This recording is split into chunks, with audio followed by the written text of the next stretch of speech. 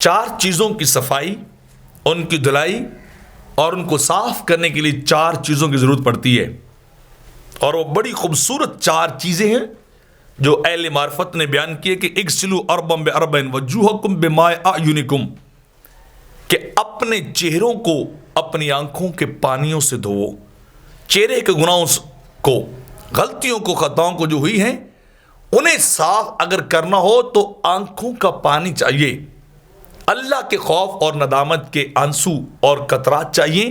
جب وہ چہرے پہ بہہ گے تو چہرے کو دھو ڈالیں گے، چہرے کے گناہوں کو ختم کر دیں گے۔ اور فرمایا وَأَلْسِنَتَكُمْ بِذِكْرِ خَالِقِكُمْ، اور اگر زبان کی صفائی ستھرائی چاہتے ہو، زبان کو صاف کرنا چاہتے ہو تو پھر اللہ کا ذکر کرو زبان سے۔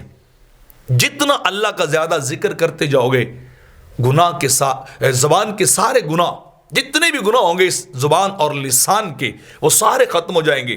جتنے زیادہ باتوں سے بندے اور گفتگو زبان سے کر کے گناہ کرتے ہیں، اتنا زیادہ اللہ کا ذکر کریں۔ جب ذکر کریں گے تو یہ زبان دھلتی جائے گی، یہ پاک اور صاف ہوتی جائے گی۔ اور تیسری چیز وَقُلُوبُكُمْ بِخَشْيَةِ رَبِّكُمْ، اور اگر تزکیہ دل چاہتے ہیں، تصفیہ قلب چاہتے ہیں، اندر اور باطن کی صفائی چاہتے ہیں، تو پھر اپنے اندر اللہ کا خوف، اللہ کا ڈر پیدا کریں، خشیت الہی کو پیدا کر لیں، اللہ کا خوف اپنے اوپر طاری کریں تو دل صاف ہو جائے گا، دل مجلہ اور مصفہ ہو جائے گا۔